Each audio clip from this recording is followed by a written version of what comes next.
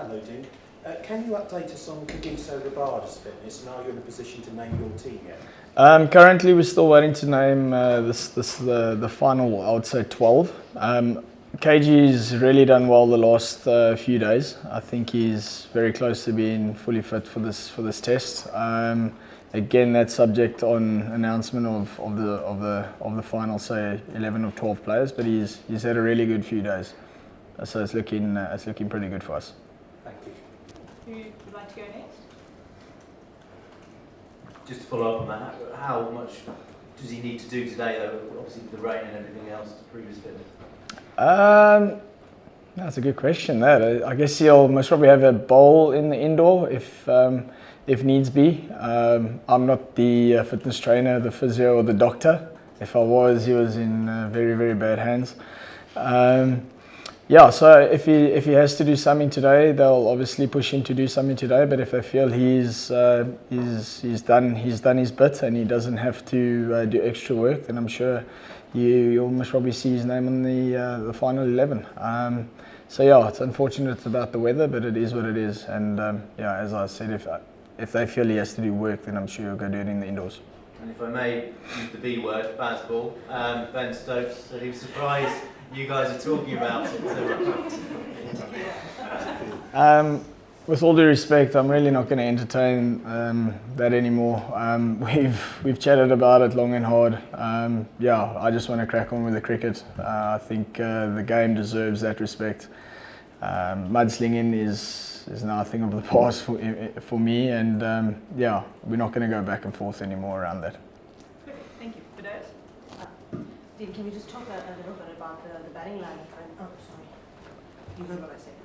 And who are you considering in the middle order? I mean, given that Temba's not around, what's the discussion around that?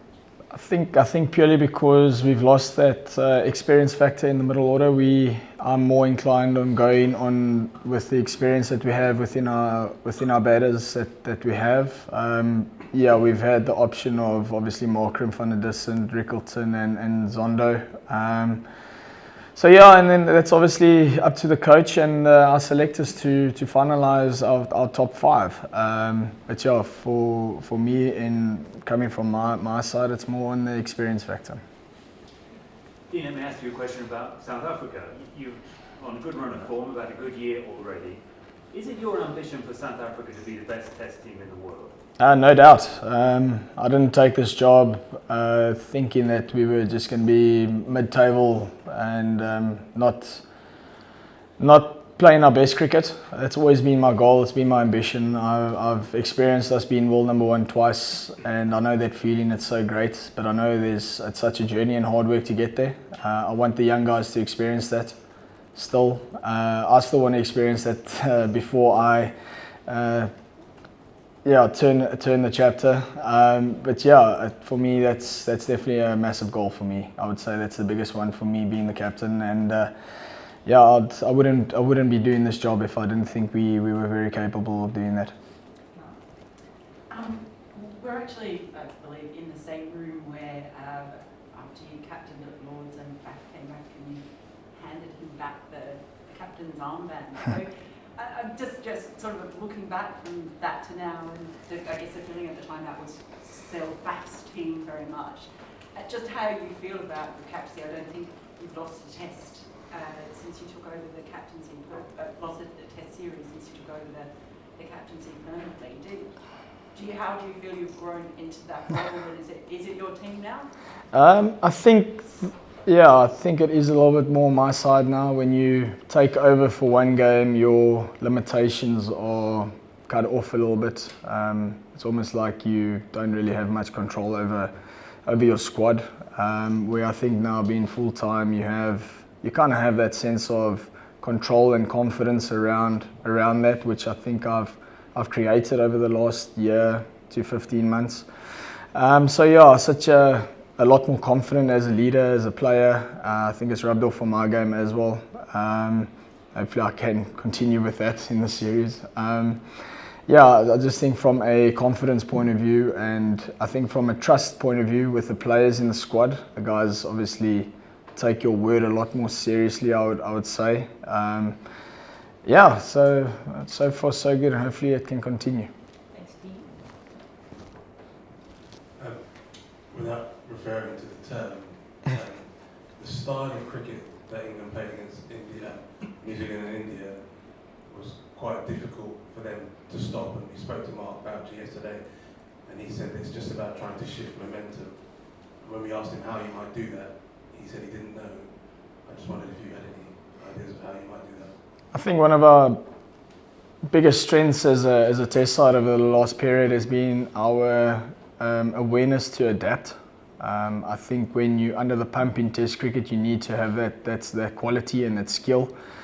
And I think we've fast-tracked that at quite a good rate, just purely out of the guys having a good attitude around that. And I think that's going to be a massive factor for us in this series, especially if England do have a flyer, which I know somewhere they're going to have periods in the game where they're going to be on top of us, no doubt, and we're going to have to find a way to adapt into that situation. I think there's been a lot of learning since watching those series unfold, and the way that they did. I do think we are smarter side, and adaptability is extremely big for me.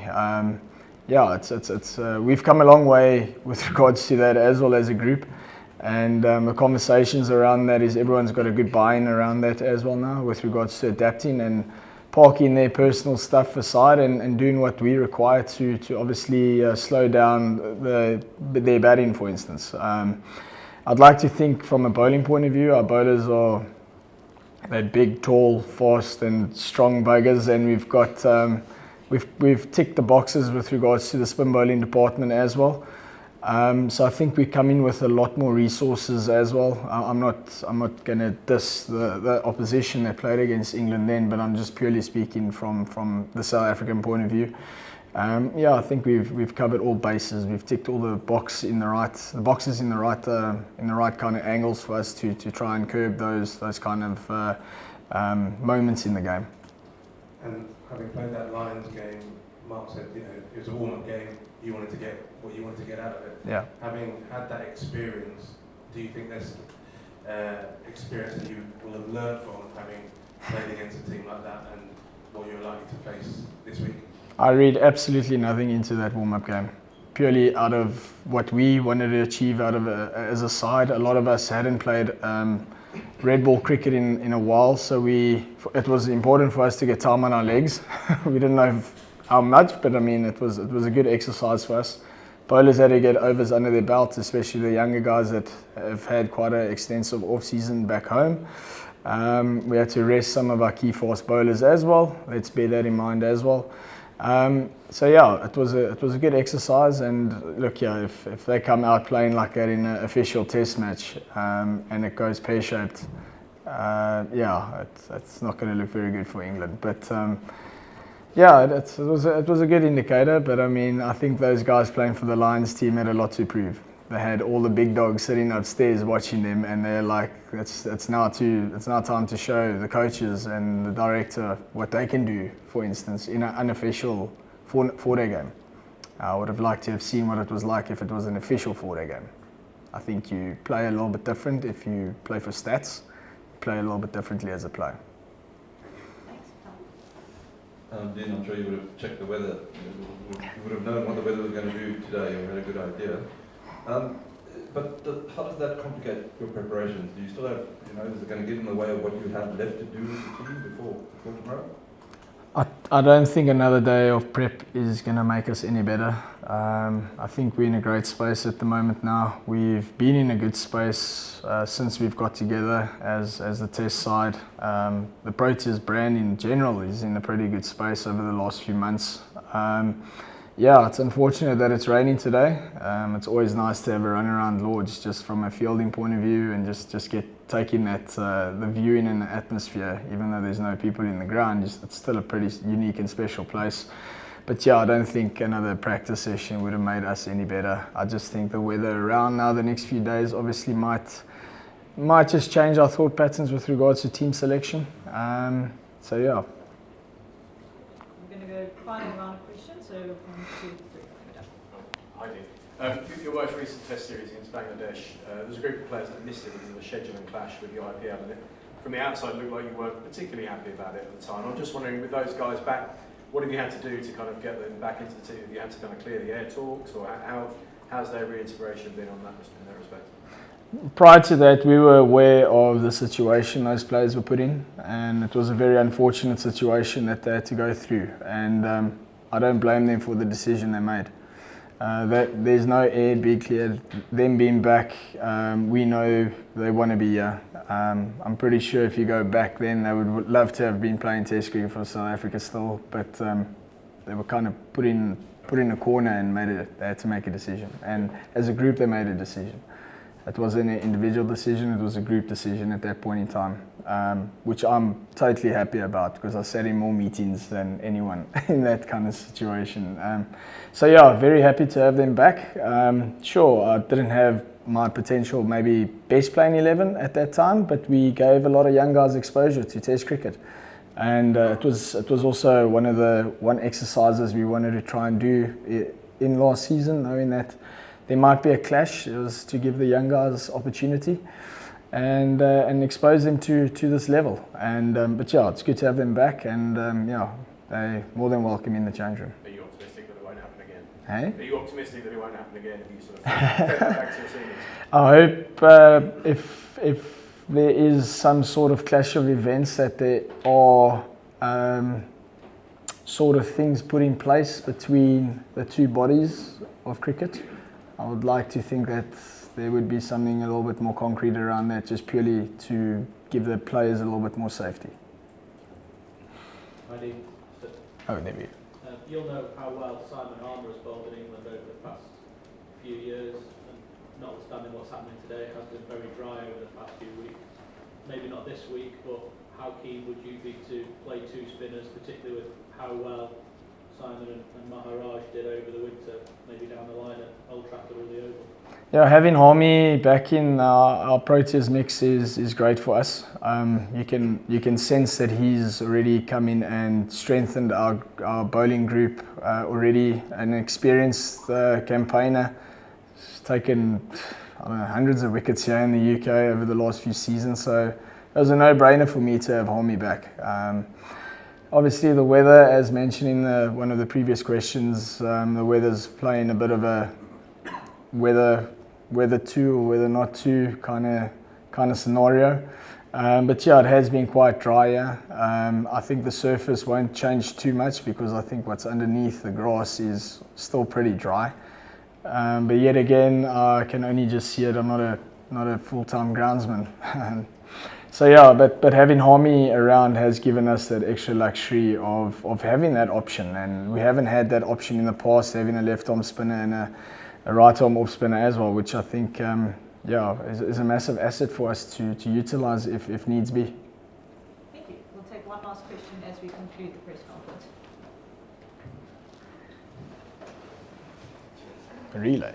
I think England have chased in their 4 wins this summer. How much would it change the dynamic for them, do you think, if they're the one setting the score? And is that the obvious thing for you to do tomorrow, especially with this weather? Not necessarily. Yeah, I think what they did, the conditions were pretty nice to bat in in those specific tests. Also, yeah, again they did really unique things around that, and those months ago with chasing the scores that they did is something that I was like also blown away with. That's pretty impressive. But yeah, I'd like to think the bowlers that we have can still, even if we have wickets that are pretty flat, I'd like to think that yeah, we've covered our bases with regards to our bowling unit, and I'd like to think we can bowl them out even if they're chasing as well. Pretty confident because we've done it in the past, and yeah, it might be hard work for us, but that's what we had to do. We're not here to play soft nature cricket. We want it hard, we want it really tough, and yeah, hopefully the results go our way.